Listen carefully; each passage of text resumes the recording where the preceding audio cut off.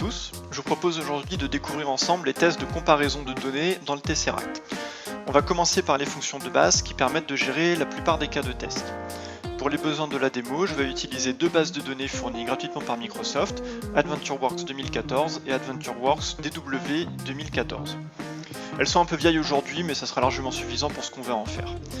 Ces bases représentent l'activité commerciale d'une société de distribution d'articles de sport. AdventureWorks 2014 est la base OLTP et AdventureWorks DW 2014 est le Data Warehouse correspondant. On va se projeter dans une situation donc où vous êtes dans une équipe BI, vous avez probablement un ETL qui alimente la base AdventureWorks DW 2014 depuis la base OLTP.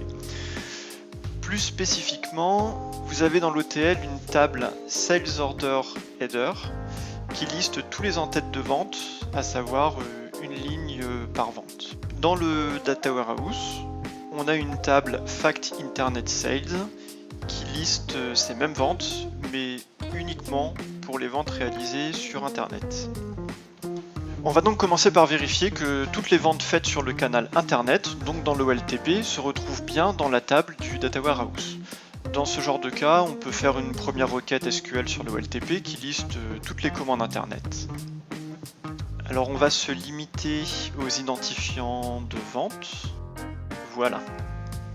Alors ce sera notre référence, c'est-à-dire l'ensemble des données qu'on s'attend à obtenir. Alors la référence, c'est un peu la vérité, c'est l'ensemble de données qu'on considère comme fiables.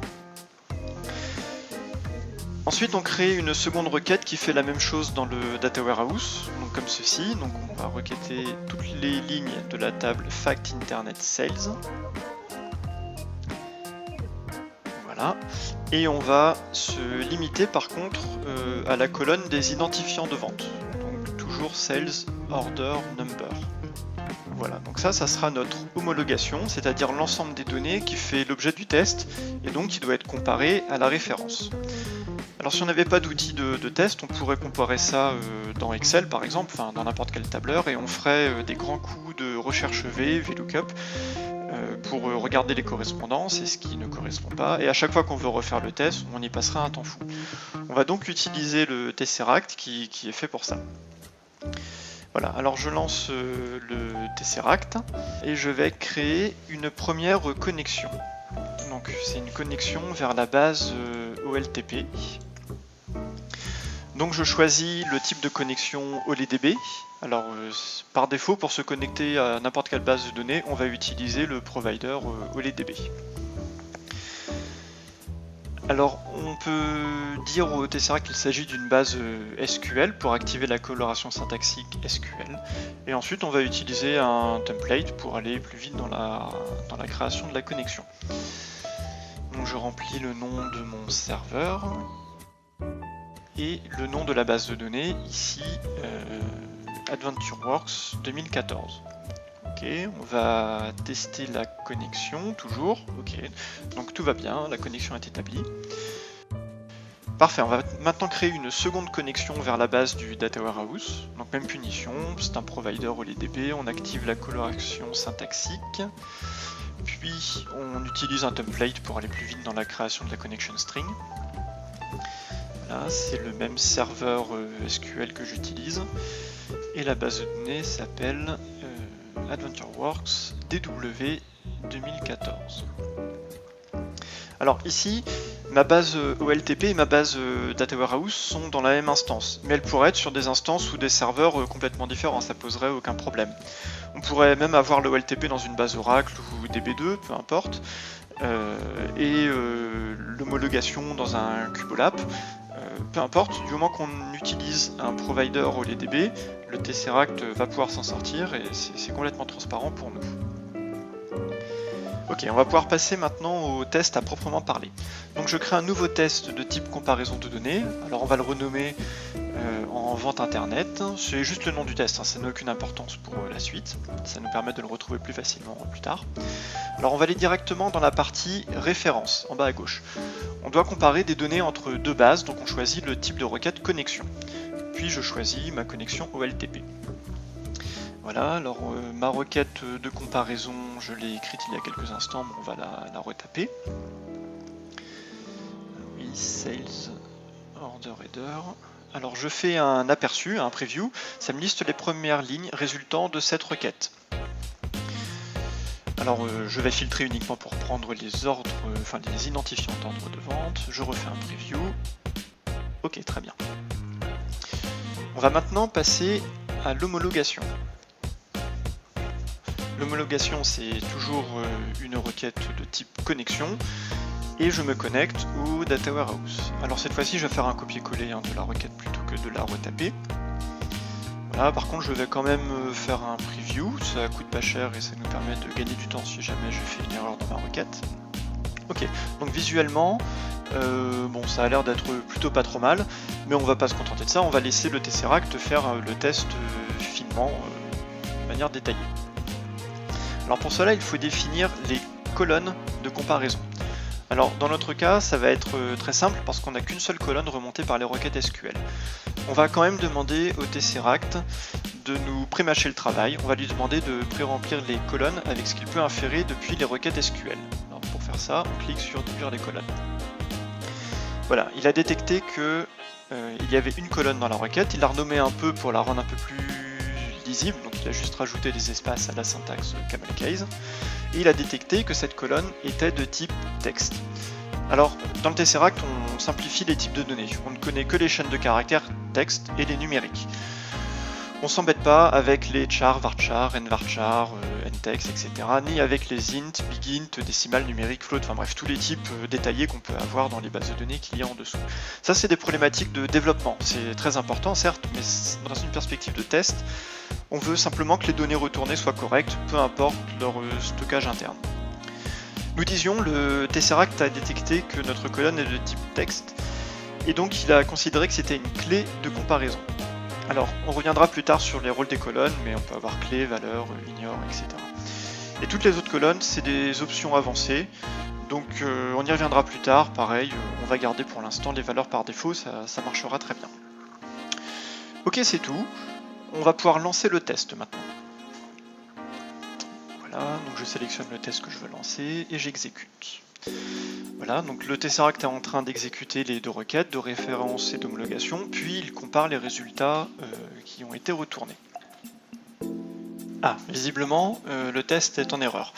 Donc on a un écart entre la référence et l'homologation, donc entre l'OLTP et le DataWare. On aurait 27 659 lignes qui sont identiques, mais 3806 qui sont en missing, c'est-à-dire qui existent dans la référence, l'OLTP, mais pas dans l'homologation. Alors on ouvre le test pour voir plus de détails. Alors là, le Tesseract m'affiche les 20 premières lignes en écart, et il m'indique qu'il y en a 3786 autres qui sont aussi en écart, mais qu'il n'affiche pas. Alors ça, c'est une option qu'on peut configurer dans le Tesseract. Par défaut, on n'en affiche que 20, ça permet de garder des rapports de test synthétiques. Alors, on peut vérifier les requêtes qui ont été jouées sur les bases. Donc je déplie les régions Reference Query et Homologation Query. Ok, bon, à première vue, je ne me suis pas trompé dans les requêtes. Donc on va prendre un cas précis. Donc pour rappel, un missing, ça veut dire qu'on a une ligne dans la référence, l'OLTP ici, mais qu'elle n'existe pas dans l'homologation, le Data Warehouse. Je vais donc prendre le premier ordre de vente et je vais voir à quoi il ressemble dans la base OLTP, ça devrait me donner certainement un indice. Donc je vais filtrer sur le premier ordre de vente. Et je vais prendre toutes les colonnes de la table. J'ai donc bien une ligne correspondante. Ah, voilà le bug. C'est une vente magasin, ce n'est pas une vente sur Internet. Or, comme son nom l'indique, la table du Data Warehouse ne contient que les ventes Internet. Il faut donc que je filtre mes données remontées dans la référence pour ne prendre que les ventes Internet et pas magasin. Je ferme le rapport de test et je modifie la requête de référence. Je vais y ajouter un filtre pour ne prendre en compte que les ventes Internet. Voilà, donc ce flag égale à 1. Je relance mon preview, ça permet de vérifier qu'il n'y a pas d'erreur bête dans ma requête. Et maintenant, on va pouvoir relancer le test.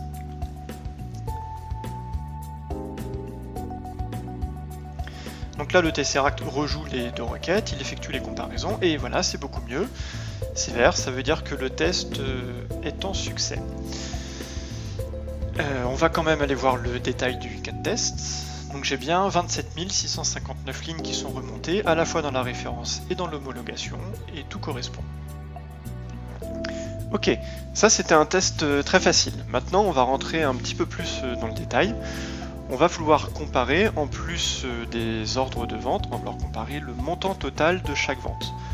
Donc pour faire ça, on va utiliser une colonne qui existe dans les tables SQL qui s'appelle pour l'OLTP subtotal. Donc ce qu'on veut faire, c'est rajouter la somme des subtotals pour chaque ordre de vente.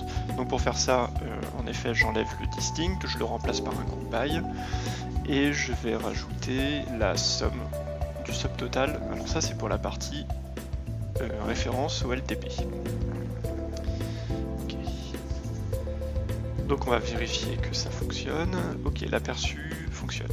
Maintenant, je fais pareil pour l'homologation, donc qui correspond au dataware. Alors, c'est pas le même nom de colonne dans la table, ils l'ont appelé sales amount. Donc la mécanique est la même, hein, je remplace le distinct par un group by et je fais une somme.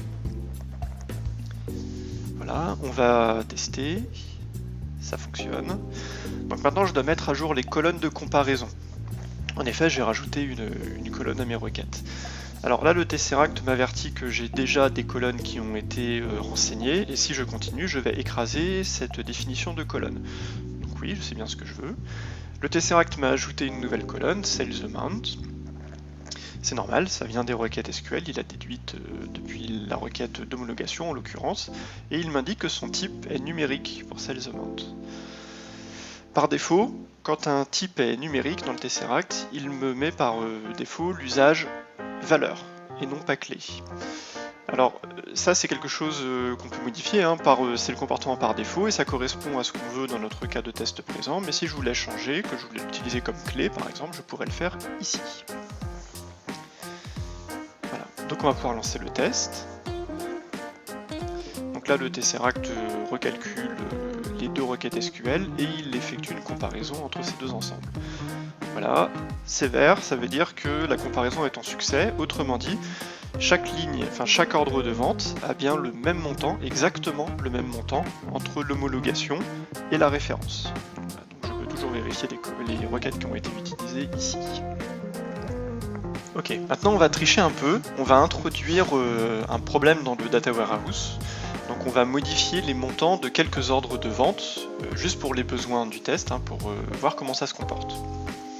Donc je passe un update sur la table des ventes du Data Warehouse et je vais modifier certains montants pour leur ajouter 10 en valeur. Et j'ai pris 4 ordres de vente aléatoires. Donc j'ai bien modifié 4 lignes dans mon DataWare et je relance le cas de test, exactement le même cas de test. Donc là le Tesseract exécute les deux requêtes, il réeffectue la comparaison et il me dit que le test est en échec. Donc on va voir le détail. Alors il m'indique que j'ai 27 655 lignes qui correspondent et j'en ai 4 qui ne correspondent pas. En dessous, dans l'onglet différences, j'ai bien les 4 ordres de vente que j'ai passés en update précédemment. On va les vérifier. Voilà, c'est bien les 4 mêmes. Et quand je regarde les montants, je vois bien qu'il y a des écarts de 10 à chaque fois. Très bien. On va revenir un peu plus en détail sur les concepts de clés, de valeurs, de missing, d'unmatching, etc., etc. Bref, tous les concepts qu'on a effleurés dans les parties précédentes. Une clé, c'est ce qui permet de faire matcher, appairer des lignes 2 à 2. Autrement dit, je sais qu'une ligne de ma référence correspond à une ligne de mon homologation parce que les clés sont identiques. Ici, dans notre cas de test d'exemple, je veux faire correspondre mes ventes par leur Sales Order Number. C'est pourquoi j'ai mis la première colonne, Sales Order Number, en usage clé. Une valeur, c'est quelque chose qu'on veut vérifier une fois qu'on a appairé les lignes de la référence et de l'homologation. En général, on veut que la valeur de l'homologation soit égale à celle de la référence. Ici, dans notre cas de test, une fois que j'ai vérifié qu'un ordre de vente est présent à la fois dans mon OLTP et dans mon Data Warehouse, je veux vérifier que le montant de la vente est égal des deux côtés. C'est pour ça que j'ai configuré la colonne Sales Amount sur un usage valeur. On va faire une illustration rapide parce que c'est un concept fondamental. J'ouvre un tableur et on va créer quelques ordres de vente à la fois dans la référence et dans l'homologation. Donc la référence correspond dans notre cas à l'OLTP et l'homologation au Data Warehouse. Je vais avoir deux colonnes que je vais créer ici. Donc le Sales Order Number, le numéro de la ligne de vente, et le Sales Amount qui correspond à la valeur de la vente. Donc Sales Order Number est toujours une clé et Sales Amount toujours une valeur. Je vais donc créer 3 ordres de vente dans le OLTP, donc les ventes A, B et D qui ont les valeurs 10, 15 et 35. Dans l'homologation, je vais créer aussi 3 ordres de vente A, C et D qui ont les valeurs 10, 35 et 40. Allez hop, un petit coup de formatage magique et on va faire une comparaison ici dans ce tableur. On va commencer par la première ligne, donc l'ordre de vente A, qui existe à la fois dans la référence et dans l'homologation. De plus, il a le même montant, la même valeur des deux côtés. C'est ce qu'on appelle un match. Donc dans le Tesseract, c'est reporté en tant que matching. Ça veut dire que cette ligne est OK. Ensuite, on a l'ordre de vente B, qui est présent uniquement dans la ref, mais pas dans l'homologation. Peu importe le montant de la ref, vu qu'il n'existe pas dans l'homologation, on n'a pas besoin de comparer les valeurs. On s'arrête directement à la clé. La comparaison va donc nous dire que B est un missing, c'est-à-dire qu'il existe dans la ref, mais pas dans l'homologation. Enfin, on a l'ordre de vente C, qui existe dans l'homologation, mais pas dans la référence. Dans le Tesseract, c'est ce qu'on appelle un unexpected. Le unexpected, c'est exactement comme un missing, mais à l'envers, c'est-à-dire qu'il est dans l'homolo, mais pas dans la référence. Enfin, on a l'ordre de vente D, qui est à la fois présent dans la référence et dans l'homologation, mais les valeurs sont différentes. C'est ce qu'on appelle un unmatching. Voilà, donc là on a couvert les 4 cas les plus fréquents dans le Tesseract. Donc quand les clés sont présentes des deux côtés dans la référence et dans l'homologation avec la même valeur, alors on est sur un matching. Lorsque la clé n'est présente que dans la référence, on est sur un missing. Quand la clé n'est présente que dans l'homologation, on est sur un unexpected. Et quand les clés sont présentes des deux côtés mais que les valeurs sont différentes, alors on est sur un unmatching.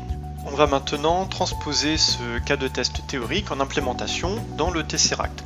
Donc je crée 2 requêtes, une de référence et une d'homologation, qui correspondent exactement à mon test avec les mêmes valeurs. Je demande au Tesseract de déduire les colonnes en fonction des requêtes que j'ai tapées. J'ai donc bien une clé sur Sales Order Number et une valeur sur Sales Amount. Maintenant, on va lancer le test. Le test, bien entendu, a échoué. Et le résultat m'indique que j'ai un matching en vert, un missing en rose, un unexpected en violet et un unmatching en orange. Le code couleur sera toujours le même. Quand je regarde les différences qui me sont affichées, bon, déjà je ne vois pas la ligne en matching. C'est un concept dans le Tesseract, on n'affiche jamais les lignes qui matchent. Ensuite, j'ai la ligne, l'ordre de vente B qui est en missing, c'est-à-dire que j'ai une valeur dans la référence au LTP, mais je n'ai pas de valeur parce que je n'ai pas de ligne dans l'homologation Data Warehouse. Ensuite, j'ai l'ordre de vente C qui est en unexpected, donc c'est le symétrique du missing, c'est-à-dire qu'il n'existe pas dans la référence, mais il existe dans l'homologation. Et enfin, j'ai D qui est en unmatching, c'est-à-dire que la clé, l'ordre de vente D est présent des deux côtés, mais les valeurs sont différentes. J'ai 35 dans la référence et j'ai 40 dans l'homologation. Voilà, pour finir ce tutoriel, on va juste modifier un petit peu le cas de test pour bien comprendre et illustrer la différence entre la clé et les valeurs. Je passe Sales Amount en usage clé. Donc je relance mon test. Bien entendu, le test a échoué. Et quand je regarde son détail, je n'ai plus de unmatching. Alors, reprenons. J'ai toujours une ligne qui est en matching, c'est la clé A et elle n'est pas affichée. Ensuite, j'ai 2 missing et 2 unexpected. J'ai donc la clé B15, c'est une clé composite vu qu'elle a 2 colonnes, qui est en missing parce qu'elle existe dans la référence mais pas dans l'homologation. Et j'ai la clé composite C32 qui est en unexpected parce qu'elle existe dans l'homologation mais pas dans la référence. Par contre, la colonne l'ordre de vente D a un comportement différent de tout à l'heure, à savoir qu'il n'est pas en unmatching, il est en missing d'un côté et en unexpected de l'autre. En fait ça s'explique parce que vu que j'ai défini que le sales amount était une clé, c'est d'ailleurs marqué ici, la clé de comparaison devient le couple ordre de vente montant de la vente. Donc on ne compare plus D d'un côté avec D de l'autre, mais on compare D35 d'un côté avec D40 de l'autre. Donc vu que la colonne montant est devenue une clé, il n'y a pas d'appariement qui est fait entre les ordres de vente D. L'appariement est fait entre D35 et D40. C'est pour ça que j'ai un côté un missing et un unexpected de l'autre. Voilà, donc ça dépend vraiment du cas de test que vous êtes en train d'effectuer. C'est à vous de décider comment vous typez chacune de vos colonnes. Voilà, et bien écoutez, je crois qu'on a fait le tour des fonctionnalités basiques des tests de type comparaison de données. Donc je vous remercie de votre attention et je vous dis à bientôt.